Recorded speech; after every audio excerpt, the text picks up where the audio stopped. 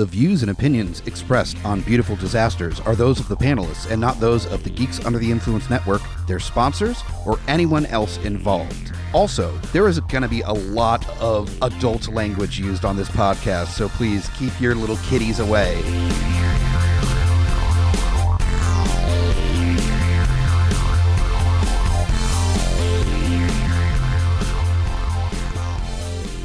Welcome back to Beautiful Disasters. I don't even know what episode this is. It's fucking fantastic, though. I got asked on a GUI what our account was, and I didn't fucking remember, so. All I know is that this is our first holiday-themed episode. Yes. And it's going to be fun. Yes. I do love all the shows on the network have gotten to a point where it's like an old marriage where you just give up on counting the anniversaries anymore. Yeah. You're just like over it. It's in some number. I don't care. I fucking wake up with this guy. That's right. Anyway, let's introduce everybody. I'm the Grutz. F.U. Hunter. And our guest today... I'm Mike the Hobbit. Hey! It's been a minute. It's been a minute. I'm so excited to be on a show that I don't have to do anything. It's so good. And I don't think that we were covering has spiders in it, which I think has been our drive sometimes, is whatever we can fuck with you on, so. Well, I feel like this was very nice to be invited where it's not related to clowns or spiders. Finally, right. I'm on a show where, because we did, I think there was FDR American Badass, and then there was the Kingdom of Spiders, I think was the last one I was on. Yeah. No, we've been holding on to Clown NATO, but who knows when that's going to happen. It will happen in the future, though. Fuck yeah, it will. But yes, we have our first holiday season episode. Which there's a lot out there, man. This is kind of a tough choice, but I realized something. Whatever the count is in the episodes we've done, we have yet to cover a Gary Busey movie. That is correct. I never fucking, we've covered a couple Nick Cage and some of the other actors, but Gary Busey, zero representation in the world of Beautiful Disasters. And outside of maybe Nicolas Cage, there is not another actor besides Gary Busey that perfectly embodies the term beautiful disaster. Exactly. Goddamn right. So we got to knock out a holiday-themed, kind of, and cover a Gary Busey movie all in one full swift. All in one, yeah, exactly. So we are super excited to present Gingerdead Man. Holy shit. 2005. Directed by Charles Band, but not a full moon movie. That's kind of crazy. Like, yeah. Was that after he watched the film that he's, all right, no, this is going to be a different production company? Yeah, he was like, I'm not putting this under my brand. This isn't even good full moon status. And I did a movie with midgets playing Frankenstein and Dracula. Yeah, I don't think it happened that way. I think he was tapped since he had done a lot of genre movies, and it just happened to be a different production company. But the man likes to work. How bad off as a production company do you have to be to go, who do we get as far as a known director to direct this masterpiece about a gingerbread cookie serial killer? Charles Band. Yeah. The demonic toys guy, the doll man guy. Yeah. We got a script. It's maybe an hour. Maybe you can make it into 70 minutes? I feel like the script had to be like 5 pages. Jesus Christ. No, it's only 70 minutes because there's credits. I clocked it in. When the credits hit, it's at 1 hour and 30 seconds. This is an hour-long movie. That's true. The credits did roll really slow, didn't they did. Drag it out. All right, we hit the mark. Yay. Oh, my God. Also, for a movie that is Gary Busey is the Gingerdead Man, Gary Busey himself is only on screen for maybe 2 minutes of this movie. That is correct. But his voice. Oh, yeah. His beautiful. 6 hours in a studio recording the audio for the Gingerdead Man. Those dulcet tones. But yes, so let's just go ahead and jump right into it. Where we, after the 3-minute credit opening, because it seemed like it took a while before we got to actual movie. I guess, you're right. Again, where they might have been like, oh shit, let's show everybody in the movie at the beginning and the end of the movie. You're right. Yeah. I swear this movie is actually 55 minutes long now. Yeah. But we open to Busey raging with guns in a diner. Yeah. He's robbing a diner and killing people. God damn. Gary Busey is in full, like, sort of Forrest Whitaker-eye situation. I hope that's on purpose. Okay, now I do want to, like, this opening sequence with Gary Busey, there is zero doubt in my mind, not even like a 0.01% doubt in my mind, that they told him the briefest of backstory on his character and then just went, go. Because the dialogue in that opening sequence is so Busey-centric that there's no way somebody else besides him wrote it. This is all no way. Busey just being Busey. Him just... And when he's like, no, mother, you can tell that that's the one point where he goes, oh, fuck, backstory. Yeah. And just tries to throw that in randomly. But he does the taunting thing where he's like, hello, kitty, kitty. The kitty, oh, man. kitty, kitten, kitty, kitty. Like, it's... Well, my favorite early line in this movie happens right here in this scene where he's just like, after he shoots the old man, God he's like, and he's got a gun pointed at, like, the younger man. He's like, there's somebody in here. Yes. I smell something in the air. Smells feminine. Feminine. I was just like, oh, God, dude. Really? Like, what? To me, that sounded like he was suggesting, it was like, I smell someone's vagina. Yeah. Like, what? What yeah, is... I mean, that's pretty much what you get. Do you think that was written on the script, or do you think that was just Busey being like, I got this idea, all right? That could have been, that could have been. Because who knows? Who fucking knows with him? That was like, improv. I'm trying to establish early that there's sexual tension between the main female character and the Gingerdead Man. Yeah, by smelling her vagina. Yeah. Yeah. And he ends up, he kills the old man, the father, and he ends up killing the younger man. Well, but he plays a little game of, I'm going to put down my gun, and then but he's got a knife. Ooh, tricky Busey, you know? Exactly. Yeah. Like a pocket, like a Swiss Army knife. A very, very, very, like, small. I mean, it looked like a little stiletto, right? One stab, but the kid was dead. I mean, I don't... All right. But, yeah. In the back, by the way. Like, you might be able to get away with that if you stab him in the heart. A good... Like in the back, off camera. Yeah. Like, they did not have the funds for the retractable blade knives at all. All the knife stuff was off camera. They showed it later indented in someone's head, or like, or you just hear the noises as the dude's being stabbed in the back. And after he kills the two males in that sequence in the diner, he finds a crouching girl character.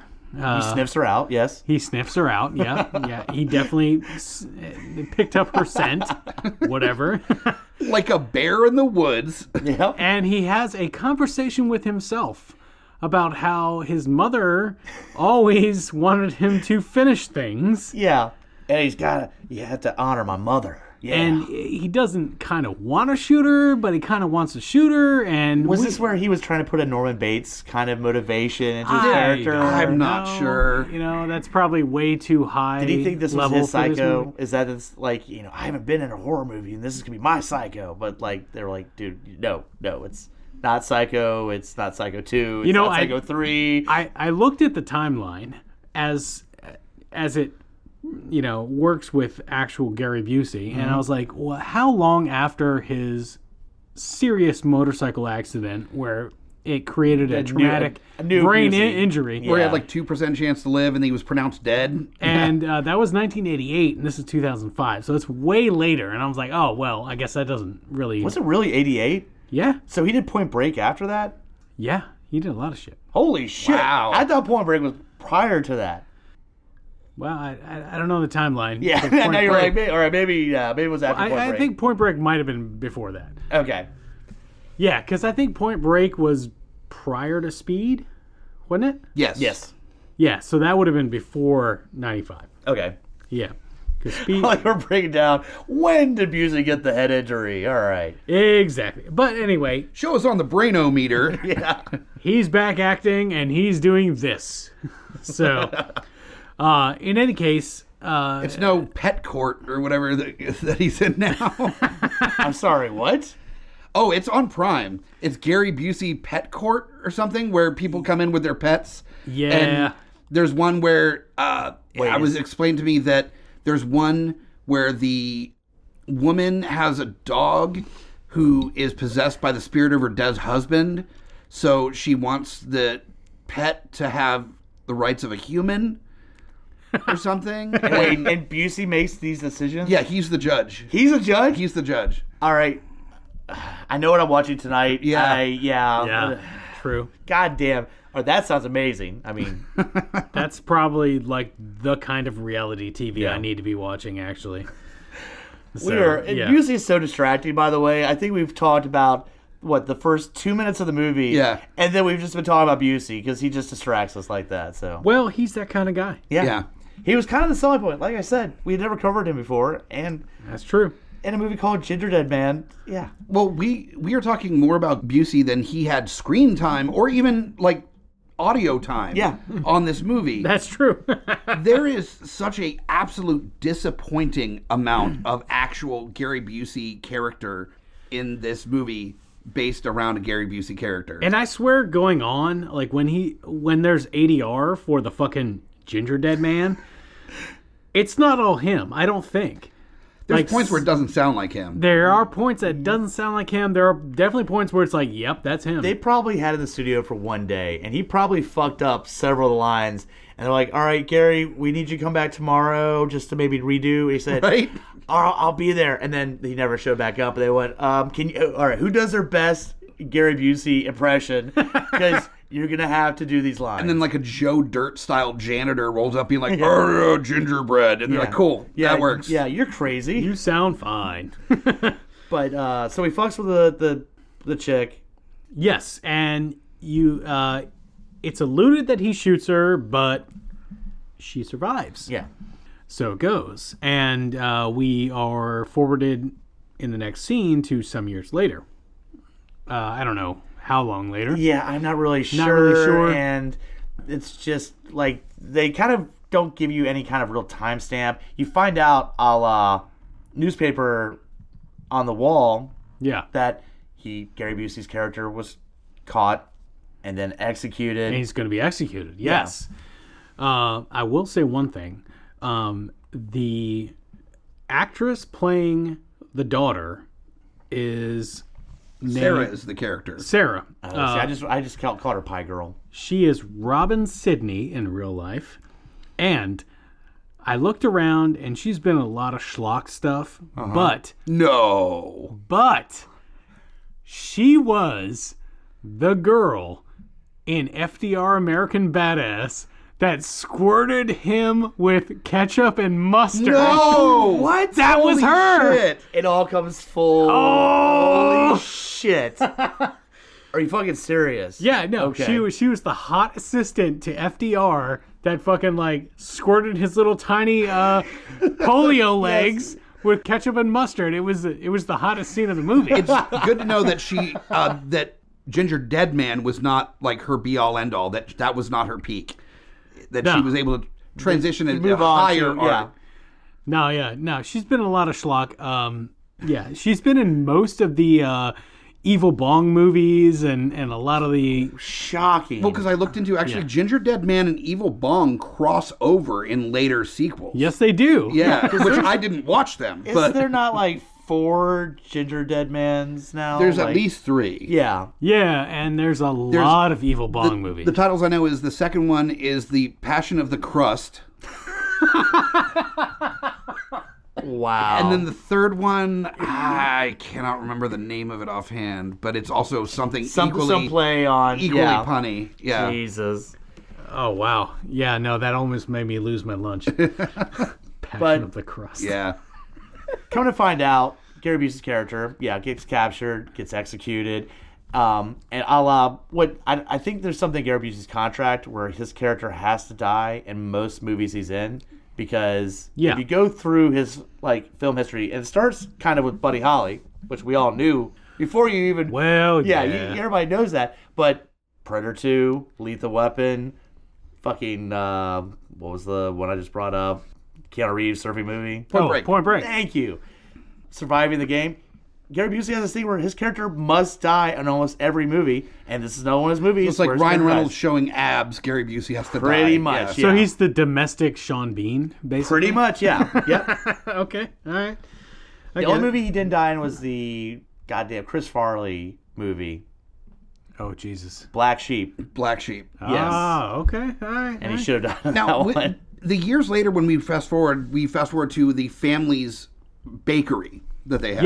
Yes. And the thing that bothered me immediately is we are informed by the nature of Gary Busey's character dying or getting arrested and is destined for the electric chair by articles that are in the back area of the bakery. Like, that's something that you want to see every moment of your working day. Yeah. I understand the Polaroid of her brother who was shot by him and stuff. Maybe it's motivation, like, to really get that. But do you really want, like, weird serial killer articles, like, hung up on the corkboard at work? That's not really conducive to a positive experience. Let's revisit the trauma to get you through your work day. Right? Do we not know that they live there, though? They might live. That might be their house also. We've got an order for 30 scones by the local church that we got to... Oh, that's right. My brother was murdered. My brother and dad were murdered by a serial killer. Like, that's a shame. And of course, our protagonist, the daughter, the survivor of this trauma, is informed by one of her coworkers working at the counter that, oh, he was executed 2 days ago. And would you not know that? Yeah, that was the thing that bothered me, is that, like, the fact that 2 of her family members were murdered by this guy. They usually go, hey, would you like to come to the execution? Or at least, we're going to kill him. She's informed by a coworker, just conversation. Her mom is the janitor of the bakery. An alcoholic janitor of the bakery. Basically, yeah. And she works there. Her brother used to work at the bakery. No one's paying attention to when the serial killer's getting murdered, and her father is never mentioned again. Like, no one gives a shit about the dad. Yeah, he was not that The dad important, gets apparently. shot, they're like, cool. Brother dies, like, oh, that's a shame. Well, we learned that dads are not very important in this movie, and we'll bring that up a little later. Because you know what I'm fucking talking about. Oh, That's true. Yeah.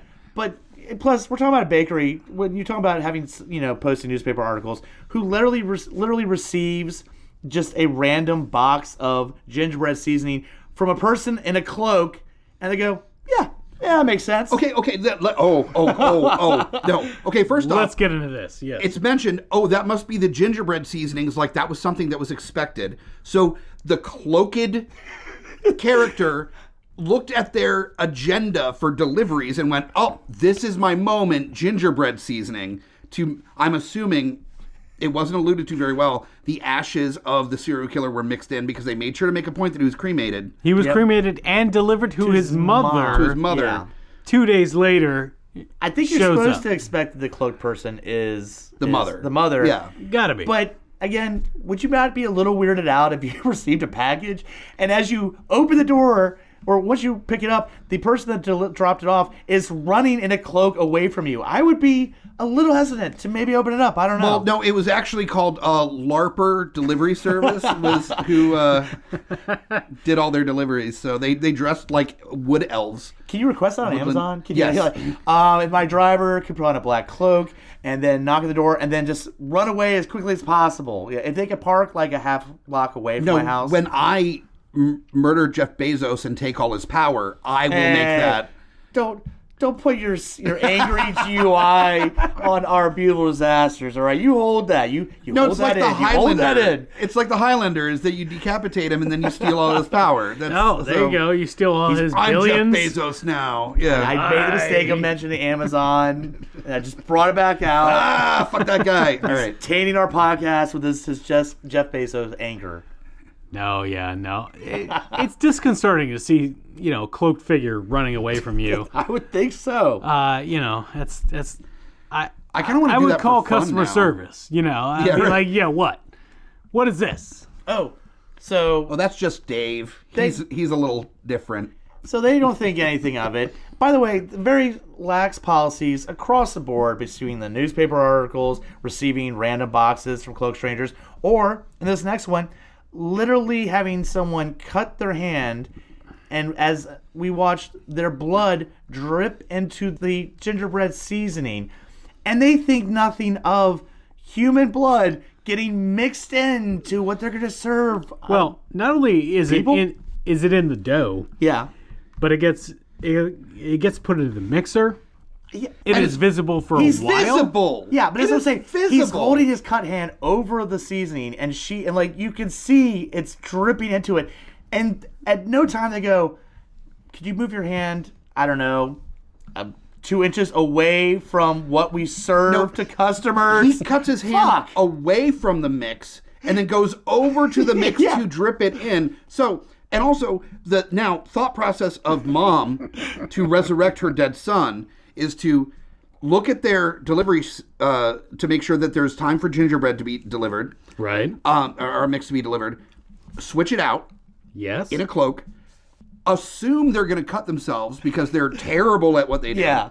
And that they will also drip it into the mix to activate the witch powers. The black magic. The black magic. And then no one will notice. Also have the biggest fucking gingerbread cookie cutter so that he's not a small size gingerbread man, but the size of like a Chucky doll, because that was a huge fucking cutter. And also badly made. Yeah. Like it was so haphazardly bent and this weird. bakery, by the way, I don't know how they're staying afloat, because she had all that fucking dough and made a gingerbread man. Not multiple in the walk-in fucking oven, but one gingerbread man. That's a lot of effort for one. That is a waste. I would like one gingerbread man. You are correct. That is a waste of energy to put all that freaking that big of an oven. It's an industrial It's like a mixer of dough. revolving oven. Yeah. And to have one cookie the size of 18 inches long, maybe. It's a pretty big size, but still, the business model says you might want to use the other dough, not just dough. We'll toss this. Yeah. We don't Put in need this more shit. stuff. Well, we learned though they're probably struggling, and we learned the drunk ass mom, she's threatened. Yeah. The reason why. Competition's right across the street, and we learned she's just not going to yell or talk shit. She's pulled out a fucking shotgun and is blasting the signs. She's a great shot, by the way. She is a crack shot. Because you have this huge banner, and she, bam, and part of the banner goes 50 down. yards away. I wish drunk as shit. I mean, it is a shotgun, but still, I wish that was that good of a but it's shot. not hitting drunk the banner. as fuck. It's not hitting anything else. So it's not scattershot. We also established something that, in case you question this the rest of the movie, there are no cops in this town. Because that is correct. She unloaded a shotgun out on the middle of the street. Downtown! And nobody, not one time, do cops show up at all. Well, I think this is Texas, so it's fine. That's what it is. Yeah. Someone must have gotten married. Someone must have gotten married, or it's the Wild Wild West out there. Someone got a C on a test. Just one of them standoffs between bakeries. That's that old. Oh, that's a 602, man. We don't mess with that. We don't mess with that. God damn it. Jesus Christ. That's more for the FDA's jurisdiction. We don't mess with food. And they got to be like, hey, Mom, stop drinking. Let me take that bottle of whiskey from you. Also, they're not freaked out by the fact that she's shooting up the place across the way, which means this is normal. Yeah. This is not the first time that they've had to pull the shotgun away from drunk mom. Or maybe that's just her thing. She shoots down signs, like every 2 weeks they come up like, oh God, she shot our sign down again. Well, you know what? That might explain their shitty ass sign, because their fucking sign looks like a 3-year-old wrote bakery on it. They started with like a really high quality sign. Yeah, that's what I'm saying. Like, look at this sign. We spent like $5,000. No, Mom, not the shock.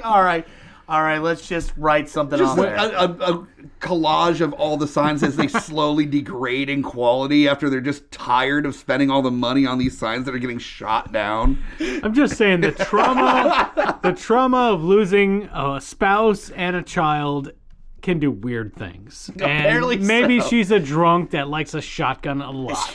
She blames signs on her husband's death. Fuck signs. If that diner didn't have a sign, my husband would still be alive. Which would be an amazing backstory if that was the case. But yeah, the actual backstory is that there's a corporate restaurant showing up across the street, owned by some guy that's trying to push him out. The sleazy cowboy, yeah. Exactly. And he's a multimillionaire, whatever. But he wants to buy them out. Because he rolls up in there and he's like, before I put you out of business, why don't you just take my offer? Because, he wants to knock the competition out of the way, so it's a lot easier. Yeah. He offers them money you can retire on. Apparently in Texas, $50,000. Yeah, but they also talk about the building being, like, torn down, so maybe he just needs an auxiliary parking lot for all the high-traffic pie business that he's looking to make. Bakeries, man? You don't understand. No, actually, I live near Sub Rosa, which does have that kind of traffic. Okay. So. You need a Kings Dominion style parking lot in order to... He's got a restaurant, and I'm thinking, it didn't mention it in the movie, but it got to be a fucking Cheesecake Factory. yeah. Because it's a big-ass motherfucking warehouse. I was trying to look at the banner before we got shot down to figure this out. So. Exactly. I couldn't see it either in the resolution of this particular cut of the movie. Can we just say where it looks like they forgot to wipe off some Vaseline off the fucking lens? I thought it was my TV. Nope, that's the fucking movie. That weird, faded, like... Yeah, I don't think this is getting a 4K release. I'll be honest. No. Just saying. I'm surprised that, like, it's on free streaming services, honestly. That's the only place it would be. Yeah. All right, so Evil Cowboy shows up. He's talking shit, and then we hear someone pipe up from the car. Evil Cowboy, like, this is Texas. He's wearing a Texas hat. He's looking like a cowboy. Georgia accent. Oh, yeah. Oh, well, yeah. I don't know about all of you. Your bakery won't be lasting too long around He's got that, like, Southern gentleman kind of drawl to him. Yeah, and I've seen that actor before. I don't know what but he's definitely accentuating that accent. So he brings out the $50,000. He's like, that's plenty to take care of y'all. I'm not that's not retirement money. That's like, how bad is this bakery doing? That's like one person living okay for a year. Yeah. That's all. And then his daughter, who's in the car, pops up and says something like off throw, like, you can go to Walmart and get a bunch of clothes there, because she's going to be Little Miss Sassy. Because her name is Lorna, which is hilarious. Yeah. Because I only know one other Lorna in my life, and she's great. But this is fucking funny. Well, she has a high honor that her dad immediately brings out. Oh. All right. I know we all three wrote this shit down. Yeah, if this isn't a real thing, because of this movie, they need to make it a real thing. Seriously. Because it's the greatest, like, honor that any woman can be There's a couple contexts bestowed. with this, but we're just going to say it. Miss Pretty Face of Waco. Yes. Miss Pretty Face. Which means the rest of your body is fucking busted. Yeah. But your face is like, you've got a cottage cheese ass.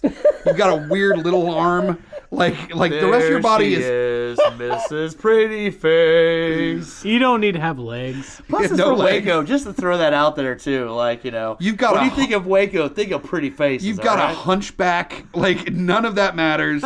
It's for all the fucking weird trolls that just have a really nice face. I think what happened here is that, the town of Waco really had some bad publicity with the whole Branch Davidian stuff. And so they were like, what can we do to make a positive statement on our town? And they looked at the people in Waco, and they're like, well, everyone looks really fucking busted, but there's a few people with that look really good in the face. Yeah. So let's just go with that. Yeah, we can't do a beauty contest. We can do a pretty face. Like, pretty good. Yeah, you got a pretty face. It's on the sign in Waco. Yes. It's like, welcome to Waco. Busted bodies, pretty faces. Yeah. This is the more progressive Little Miss Sunshine, where everyone, it's just the face.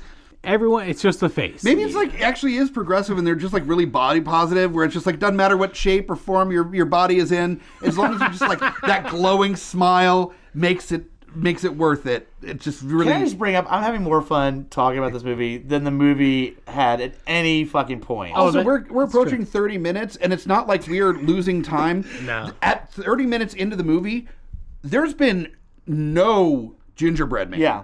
Oh, that's right. Yeah. It's not going to take long for the rest of the movie to happen. The first Gingerdead Man attack with the lopping of the fingers was at 33 minutes into this hour-long movie. That is true. The only first appearance was while the dough was mixing, a crazy, little hand? creepy, like baby dough hand comes out of the dough. Scary Movie 2, Take My Good Hand comes out of the dough. like a tiny baby hand. And I know it was special effects, but I really want to feel like they actually like put a baby through that process. That's not the case. But and so then we catch where, I guess, evil cowboy and his daughter quote quote leave, but then we hear some rustling, and we find Miss Pretty Face herself back in there. I guess they're going to offer money.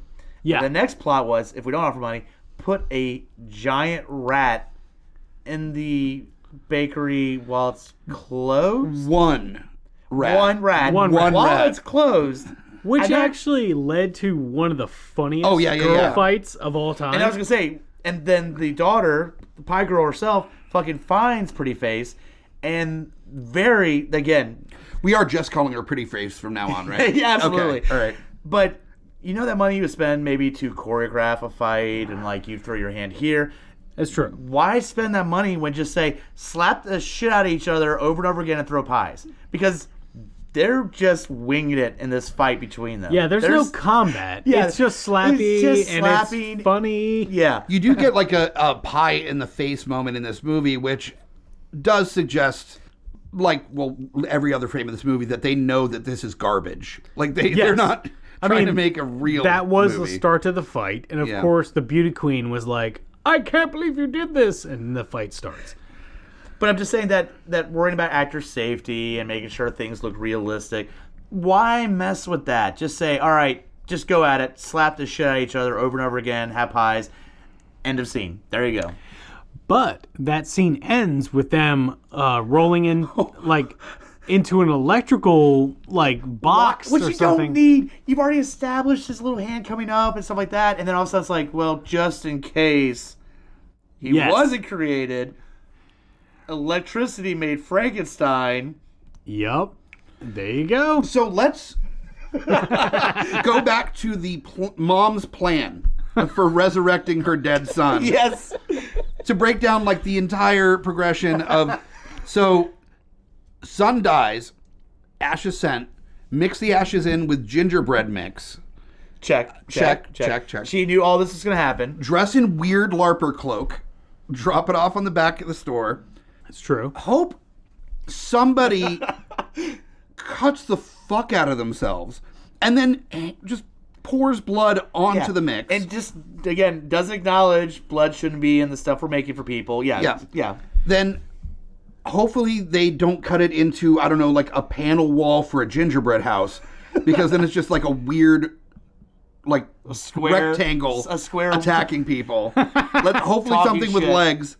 So hopefully it's well, there you go. It would have been the haunted gingerbread house. Yeah, right? Hopefully get over here. Absurdly sized gingerbread man and just one, so there's not a multiple personality thing. Okay, why isn't there a multiple personality thing? But also, like, one gingerbread man, and then also a power shortage causes like an electrical I'm not sure thing how that works, but they showed happen. fake ass electricity going over the oven. It was like a Frankenstein thing they were doing with it. It was part of their fight, and they fucked up like an electrical thing, right? But why did they have to have that? He was already... No, they didn't. We had the little hand. We already know he's coming alive. And they're like, well, just in case there's anybody that would think that... Extra... only electricity brings things to life, okay? Like, we proved it with Frankenstein's monster, with Jason in part 6. Just in case anybody was to doubt us, let's add this 2-minute scene. So, Hoppet, you are correct. There were a lot of elements that led was to really the good. Gingerdead Man. Yeah. She did a lot. She did a lot of surveillance. She saw them just being sloppy with how there they was a clean up blood. lot of elements to this equation. This was a complicated plan. Indeed. But we did get a Gingerdead Man. We did, in fact. And he pops up, and I was a little worried, but at least the first line is definitely Busey. Oh, and God. he's just talking shit from the start. And I was very happy, to finally see the reason I was watching this movie, and that at least that first line was a Busey line. Yes, indeed. Yes. Oh my God. What was that first line? He pretty much, I sure ain't the fucking Pillsbury Doughboy. Oh, that's right. Yeah. And also the amount of like weird Busey laughing that they just like intersperse throughout this entire movie. Every time you see him, it's like not just laughing, but they Right? made sure the really, really bad looking fucking face on that thing would make the same kind of laughing motion.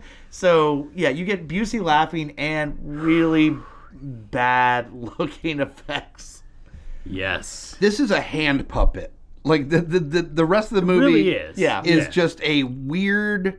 It looks like a toy you got at like Six Flags that you left in the car in the peak of summer.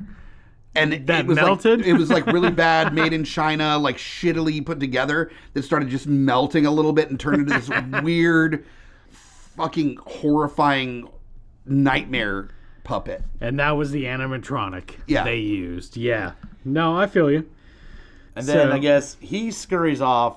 So this At that is point. this is a homunculus, right? Yeah. This is straight up just like a homunculus of, Yeah. of the gingerbread homunculus of Yeah, Gary yeah. Busey. Absolutely. Well, you know what's crazy is Miss Prettyface is the one that suggests black magic. That's 'Cause true. She's like, I know what this is. This is fucking black magic. Like, She tells a story about a Ouija board. yeah. You got that? Yeah. Oh, God. Now, if you got it, I And it told me about someone that would die a terrible death by a serial killer. oh, That's right. man. Ouija board, All killer. the pieces coming together. Oh, God. What do I even got at this here? point, don't we get introduced to? I guess we've debated on what we should nickname this dude, but you can definitely tell this movie was made in the early 2000s. Amos is the name of the character. Amos, I'll be honest. In my notes, I called him Papa Roach because he very much has the eyebrow ring, the chain necklace, and then That the is correct. boots and shorts combo with the chain wallet. You went Linkin Park. I was thinking more that amber is the color of his energy. God damn it. It's like that he is the 2005 super fan of 311. Actually, We're let's like put- 311 I don't remember the name of Tommy Lee's band that came out. Methods of Mayhem. He could be any member. Why do I know that? I'm amazed and perfect. He looks like a member of that fucking band, all right? But he's the He looks like hero. the edgy one in a boy band. Yeah. Like he doesn't. I actually wrote down the lines he said after she told her Ouija story. It's like, that board said all that? That's longer than any book you ever read. Yeah. Also, we glossed over one of my favorite characters too, which is Brick, who is an amateur wrestler. Oh, yes. And yeah. apparently, Greatest. like best friend of the main character was friends with her brother. Like, and What I'm was thinking his they were wrestler name? Butcher Baker. Butcher Baker. Butcher Baker. Yeah, which is kind of legit, I'll be honest. Like, When he cuts his hand open and it pours into the fucking vat, he says, "Butcher Baker needs no doctor." Fucking brilliant. Oh, Jesus Okay, Christ. so how can Amos, we forget? Yeah. Oh, yeah, we're back to Amos. Amos, yeah.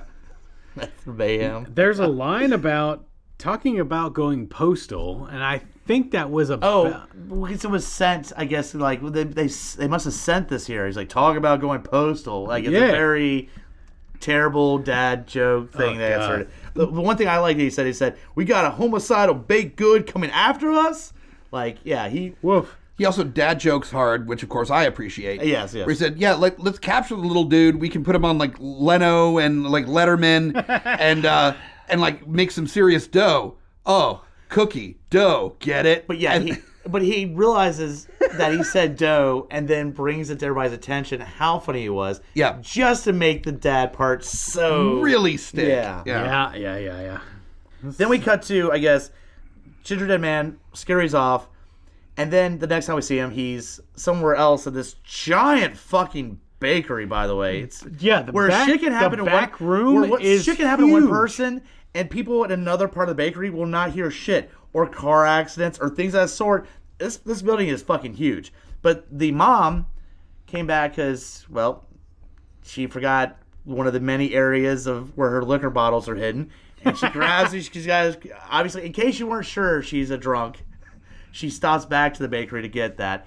And then there's Gingerdead Man, who's standing up, and he's saying some shit, and he's got the knife behind there.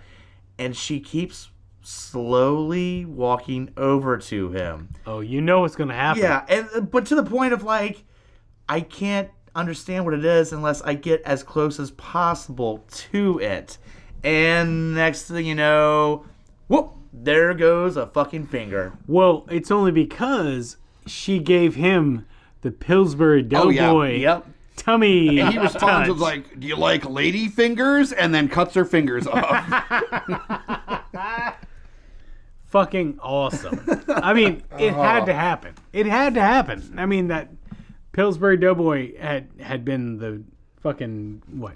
Yeah, commercial shit for years. For years, And it comes around later that I think it's Amos actually calls him, the Gingerdead Man calls him the Killsbury Doughboy later on in the movie.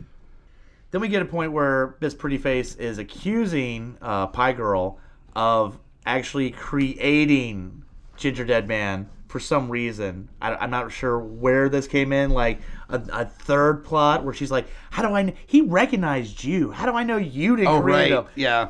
Because why would I do, like, why? Because I make homunculuses all the time to disfigure my mom. Exactly. Like, that's really my modus operandi. Right. I'm realizing how many characters are in this because as I go through my notes, I forgot there was also the other girl that worked at the bakery.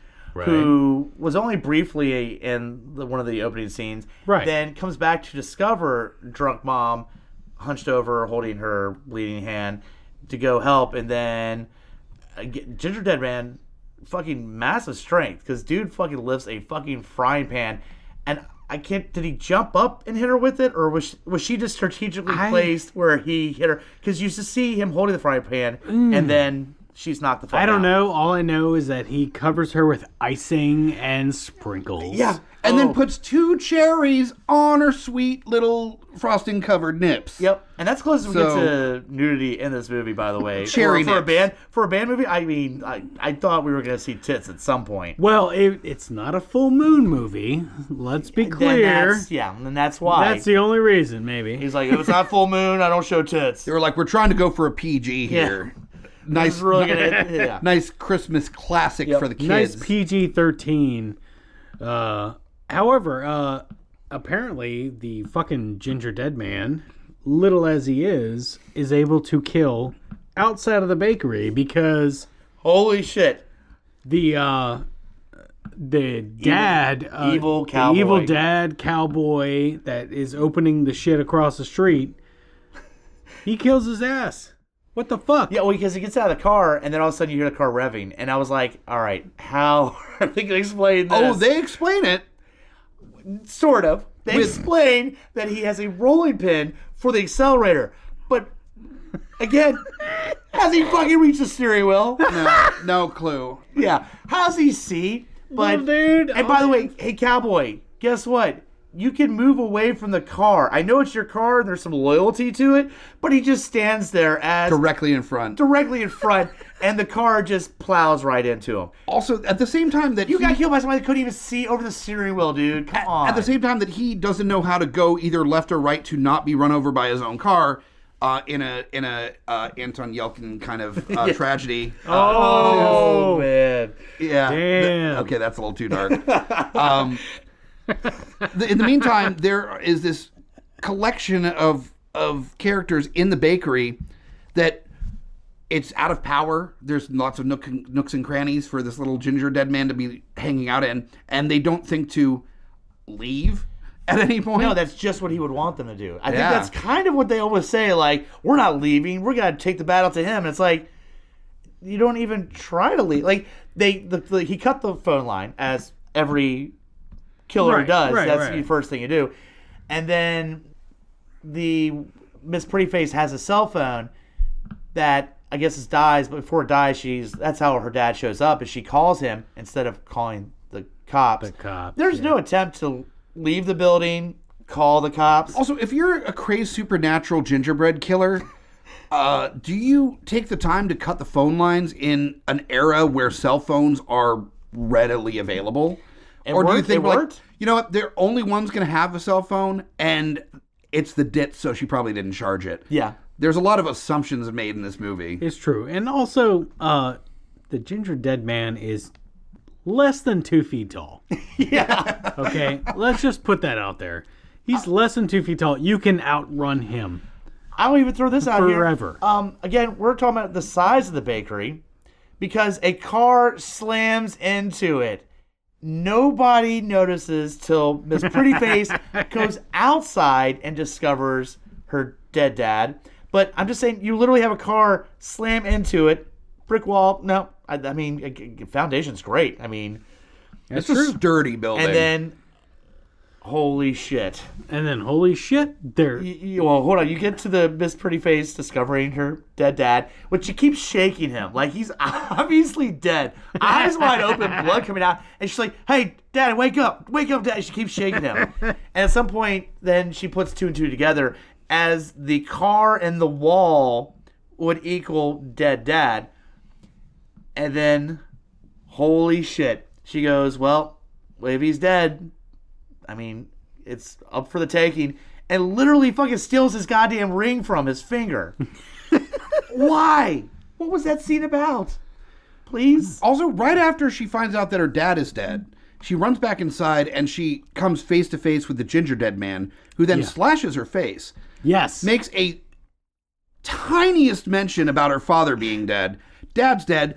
Look at my face. And then the entire conversation is about her slashed face. And when we say face, we're not talking about actual face, but the side near the ears. Where you see blood on her face, there's no clear cut. But she's like, it's ruined. It's ruined. The special effects guy would just put his hand out and went, and just rubbed blood on the side of her head. There is that. But the actual line from Gingerdead Man was, how about a facial? Oh, no. Which was fucking hilarious and stupid. But I love then she goes and starts bitching about how she is Miss Prettyface of Waco again. Yeah. Really. Just holding on to Miss Prettyface of Waco like I hold on to best podcast in Richmond. Exactly. Like it's going to be for years. Years. Oh, how dare you make me wait for a reservation? I'm Miss Prettyface. And then Amos is like, babe, it's really not that bad. Like, it's not like on your face. It's like on the side. Like, you can't really notice. And she said, but I'm Miss Prettyface. You wouldn't understand because you're ugly. And then his reaction to it is just like, I'm a dude. Yeah, it's I don't fine. fucking like care. I don't care. Dudes don't care about being ugly. Like I'm a famous actor in the Gingerdead Man series, so I can get all the women I want. We do have a little bit of character building that happens. Yeah. Because while Miss Prettyface is dealing with her dead dad and getting slashed in the face and stuff like that, the girl that got knocked out and then covered in whipped cream and the cherry nipples, we find out that the daughter, Pie Girl, she's a medical expert. Yeah. Because she looks at her and she's just like, oh yeah, she took a pretty big hit, but it's probably concussion. It'll wear off in a little while. In which, at that point... Yeah, just don't let her sleep. You know how concussions wear off in a few minutes. And the dude's like, wow, how do you know this? Like, just by looking at her. And she's like, all right, well, I'm going to fill you in. I've been going to night school... And I've been nursing school, and I'm working towards my nursing degree, which equals I can look at someone from far away and pretty much predict how the concussion's going to just fade away. Also, then her response to admitting that she's been going to nursing school is just like, I know it's a totally insane idea, right? That I would one day be a nurse. Like that she was trying to be the president of the United States. Yeah. And I'm not shitting on nurses. We have a number of nurse friends. Yeah. It is a lot of work to go through nursing school, and it's an amazing job and lots of respect there. But the tone in which it was just like, I know me, right? Somebody like me. Someone like me. A baker being a nurse. Going to nursing school. Like, I mean, that takes like 15 years of schooling and this weird attitude about it. Has a baker ever become a nurse? Is that like a thing? Like, is that her first? Is she be the first in a generation of bakers to become a nurse? Right? It's like my long family of bakers. I'll be the first one to be a nurse. And then Amos, to his credit, doubles the fuck down, shows that he's a feminist. He's like, nurse. I know, crazy, right? It's like, no, what's crazy is why not be a doctor? and she's like, "Oh my God, you're a feminist," and then just sticks her tongue down his throat. Oh yeah, that's all. Yeah, he knew exactly what to say. He's like, "Let me hold off on the dad jokes for a second," and yeah. If it was a Full Moon Entertainment one, he would have been like, "Women's rights," and she would have been, "These titties." You know, that would have been the response. Don't taunt me with that. You are correct, actually. Yeah, that would have been the thing. Okay, now can we get in? We're gonna get into. Okay, we're getting into the shit talking to the rat, right? You mean the hands down best moment in this entire fucking movie? Yes. Gingerdead I feel like Man this scene had to be added. Again, we talk about different times where they like looked like they probably realized that they didn't have a full length movie. This is one of them. I don't think this was planned in the script. This was a second. No, there's no second unit. This was just them trying to play with the space, trying to create filler. There's a rat on the scene. They have a fucking puppet. They're just like making the puppet talk, and then they get Gary Busey just added feel like shit later. The rat that was on set probably made it over to the Gingerdead Man puppet, and they quick turn the camera on, all right, and they just like somebody mouth it off. We'll just do whatever later because the scene makes no sense. Has nothing to do with the plot, but it's just him talking shit to a rat that's never going to respond. Hey, you want a piece of me? Yeah. Just, hey, rat, fuck you. Fuck you, rat. Like, fuck you, rat, just piece of comes shit. out of nowhere. He's just like, I fucking hate you, rat. Like, Jesus, man. Jesus Christ. And then he's like, all right, well, back to killing humans. Like... That's really good to get all that rat hatred off my chest. Oh, I've hated rats for so long, but I've never been at their level to talk shit to a rat. So rats killed my dad, so it's a pretty rough subject. Usually I'm so tall, I'm just like talking down to him, but here I'm eye to eye with the fucking rat. I could see the devil eye to eye with your rats. God damn. You said rats, man. One rat, right? Oh, sorry, rat. Yeah. Singular. Rat, yeah. The plan would have worked maybe better for multiple rats, but... The rat scene is so good that it almost is enough for me to think of this movie as, like, worthwhile. Almost. Yeah. Not quite. So, am I jumping ahead with they find the mom in the oven? Well, wait. Okay. While the rat shit is happening, apparently Gingerdead Man makes a booby trap. That's right. Fucking forgot about that. Makes a goddamn booby trap to kill Lorna. Da-da-da. Now, what we know from the booby trap from the action is that there is a loose piece of string, like a trip line, and then a knife happens. Like, and there's then no a knife ejects into her forehead, deep to the base of the butcher knife. Like a Halloween prop with that you would put on. It doesn't show how it was projectiled. It doesn't show it happening in the scene. Not a bit. There's her tripping over the rope, the look of response to her tripping over the rope, and then it cuts back to her with a knife deeply embedded into her brain. What's great is that the director, again, they realized they didn't have a whole film. This is something he could have added in, is setting up the booby trap. But again, he went with him talking shit to the rat scene. I mean, you could have literally had that moment, that Predator moment of, dramatic music and him. No, just have him talk shit to a rat. Just have the Gary Busey chuckle as he's like, and just the puppet with the little piece of string. Yeah. And that's it. That's all you have to do. And no. I mean, honestly, if I was going to set up booby traps in my house, again, I would want it to be this good. One booby trap. I would want it to be this good because I want it to get someone in the middle of the forehead with a knife. He had to... That booby trap was specifically for her. Because if anybody of a different height came in, it wouldn't have worked. And also, she had to have been walking specifically dead center to that rope. That's right. To get hit. Otherwise, it would have been like, whew, oh, that was close. And then it was a really shitty one booby trap. No more booby traps ever. They even mentioned after this, we better watch out. He set up booby traps. Yeah, that's right. A 6-foot man doing the shimmy? Nope. Not happening. No. Nope. Sorry. Only one booby trap. He is a 2-foot tall gingerbread man. He only has time. He did realize after the whole car thing that these characters will not avoid things. They'll just walk towards it. So he knew, it's not hard to set something up to kill these idiots. They won't move away from danger. Yeah. So. All right, so mom's in the oven. Yeah, so I guess they go in there to save her, and then in the process, She gets locked in. she gets locked in. Yeah. Yeah.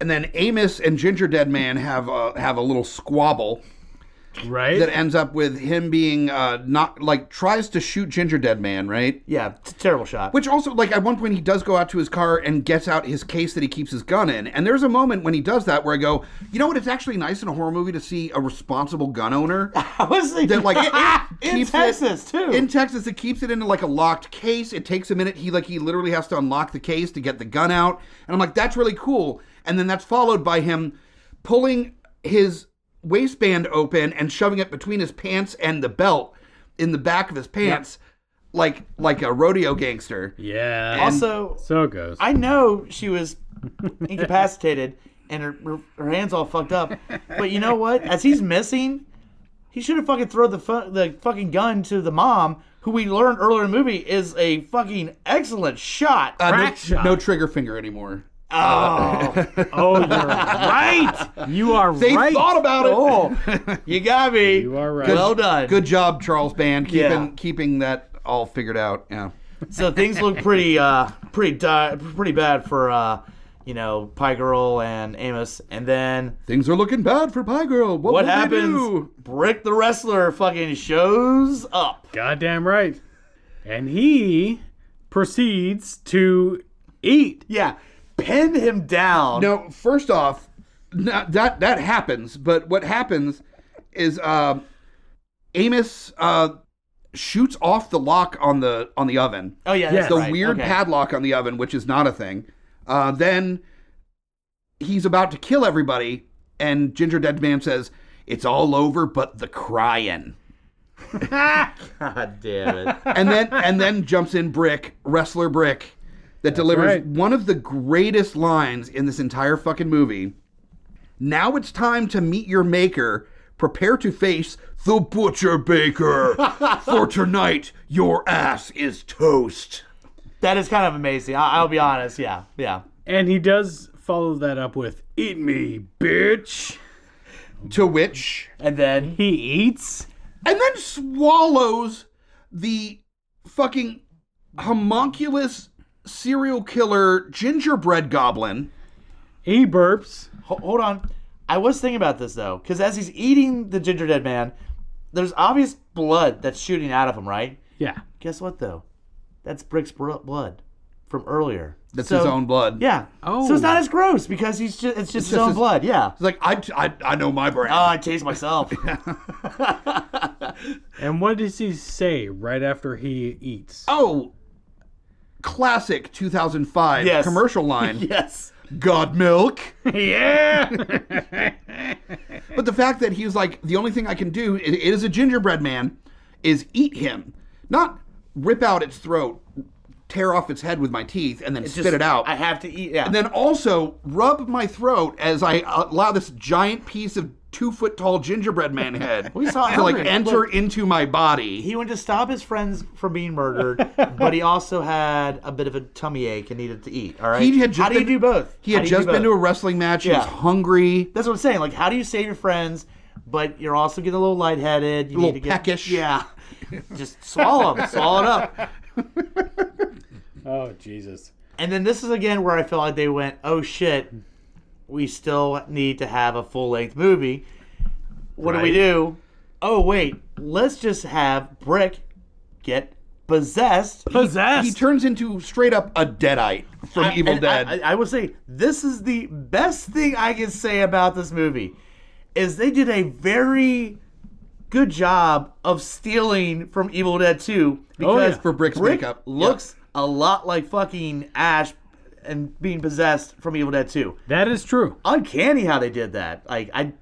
But why did they do that? No. Why in this movie did they do that? I'm They saying, had to add more extra canon to this. It was where- just enough to make him look different. here's the thing now. This is of the two of the last three we've done, there's an Evil Dead 2 reference or thing that happens that doesn't need to be in there. Because Jason Goes to Hell at the Necronomicon. Here we've got one of the main characters looking blatantly like fucking possessed Ash. Yeah.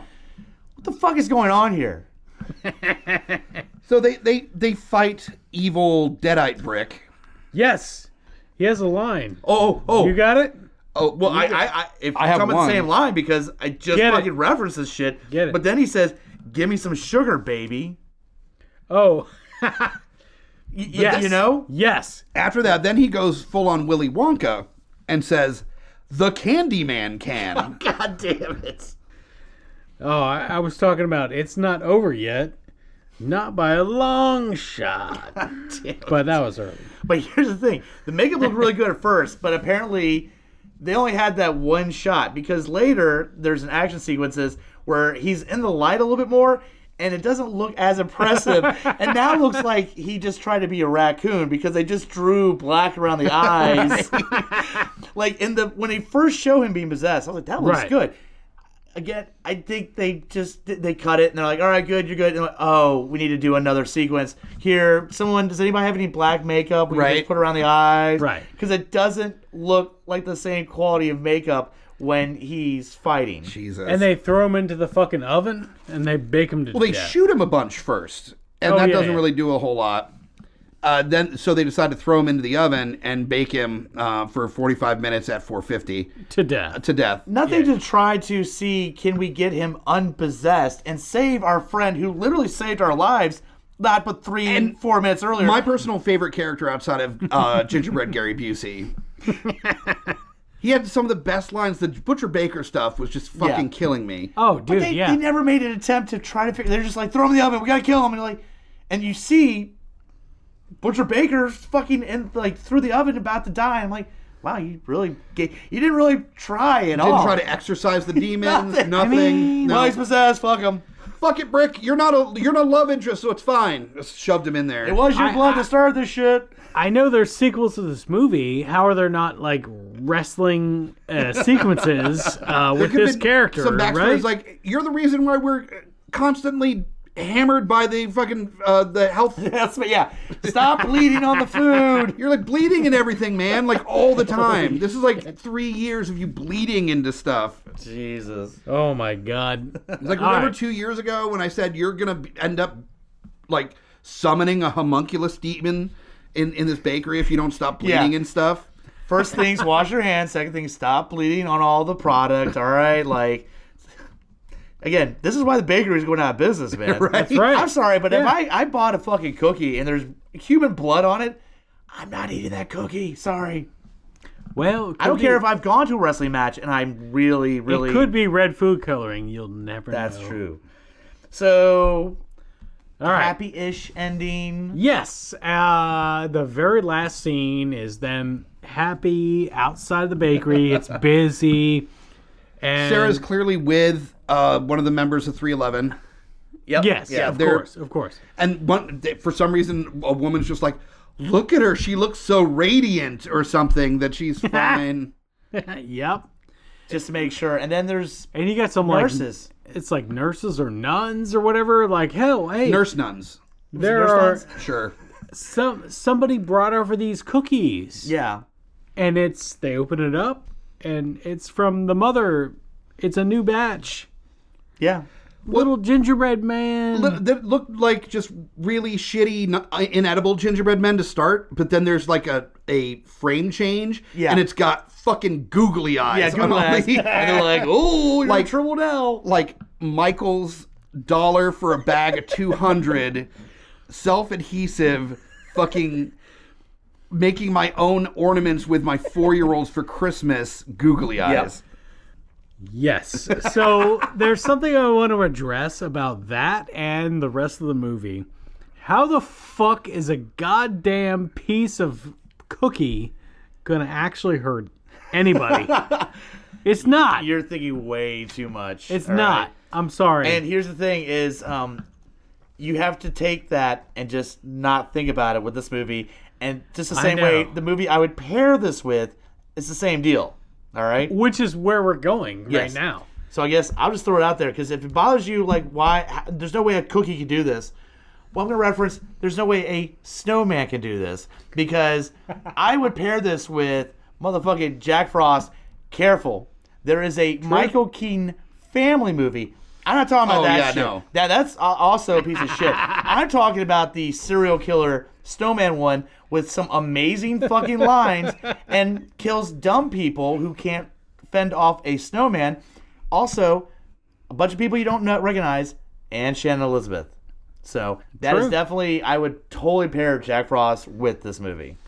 And with me, I'm going to keep the theme going about like psychotic killer gingerbread men and pair it with something that actually was on the Mouths of Madness recently, and pair it with Krampus. Because that does have, in fact, normal-sized gingerbread men that are psychotic killers. Nice! Kind of do a better job, too. Oh, much better job, yeah. So, my God. what are you pairing this with? God. Oh, Jesus. What random-ass Grutz movie is he... I don't know, There was a 1946 German film about a fucking angel food cake that ate a family, and... No, this is... There's a Grindhouse movie about a fruitcake that kills, like, a whole family, and... Yeah, okay. Yeah. Let's fuck this up. All right, fuck it. So this movie is about little things killing people. Sure. All right. I'm going to pair this with The Sinful Dwarf, which is a movie I actually screened at my house many years ago during a drive in my living room.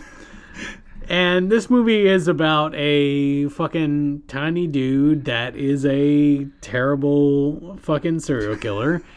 And there is maybe an X-rated version of it, and it's fucking hilarious. Holy shit. Wow. So it's not a porn, but you definitely see some fucked up shit. But there's kind of a porn version. God damn it.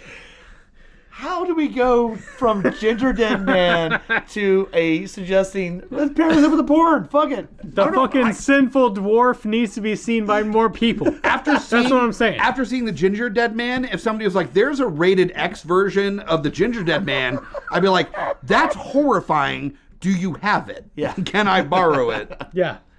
So, yes, The Sinful Dwarf. Watch it. Yes. It's on Severin Films, by the way. You be the milk, I'll be the cookie. Goddamn right. Jesus Christ. All right. So we've gone too long. It's fine. We had a great fucking fine. time. We lasted longer than the fucking movie. Yeah, it's now longer than the movie. Yep. Oh my God. Yeah, we're like 2 minutes away. No, we gotta you end get this 2 minutes shit. away. No, the running time is what? Hour 30 seconds. It's an hour 10 with credits. It's an hour. Oh fuck. God, we have gone long. Shit. All right. Anyway. God damn it. Check out GUIpodcast.com. Check out everything GUI Podcast on Facebook, Instagram, whatever. Jesus Christ. People Disasters, our Facebook site. You have some suggestions, just throw it our way. We're available, our podcast, and all the great, amazing GUI podcasts are available on most of the streaming sites like iTunes, Yes, Spotify, indeed. Stitcher, Google Play Music, or all that stuff. Yeah, So, or Google Podcasts. We're all over the place. Yeah. Also, check out my stuff. I got some shows on the network. Geeks Under the Influence. I co-host with GUI Nights with Lowdown. Deeply Upsetting with Amy Bogard, and then my own personal show, Smack My Pitch Up, where we pitch fan cast and pitch ideas for movies and reboots and remakes. That shit is fun as fuck. It is fun as fuck. Talk a second about yours. Oh, yes. From the Mouths of Madness. If you love fucking horror, Lowdown and myself host a podcast all about horror. So, and, it kind of sometimes we are a little seasonal with it. Sometimes we just have random things. We've got, full episodes, mini episodes. Definitely check us out. Please give us suggestions. Hook us up on Facebook or through our email. And we would love to hear your suggestions for future Beautiful Disasters. So, thank you for listening. I'm the Grutz. F you, Hunter. I'm a Hobbit. All right. Thank you.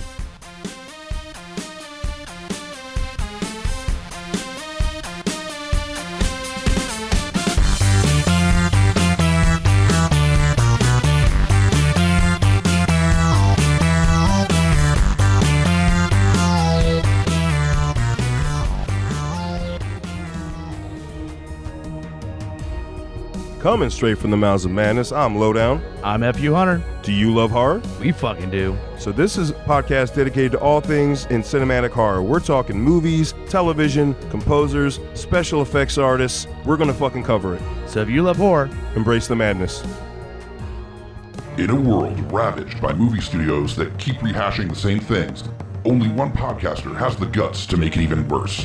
Join Mike the Hobbit as he traverses the internet to bring you some of the best and worst ideas for reboots, remakes, and reimaginings of some of your favorite and least favorite TV and film properties. Ideas like a John Waters He-Man movie, Fantastic Four the musical, and Aliens, done entirely with marionettes. What podcast would bring this evil upon the world? This is Smack My Pitch Up. Available anywhere you get your podcasts. GUIPodcast.com.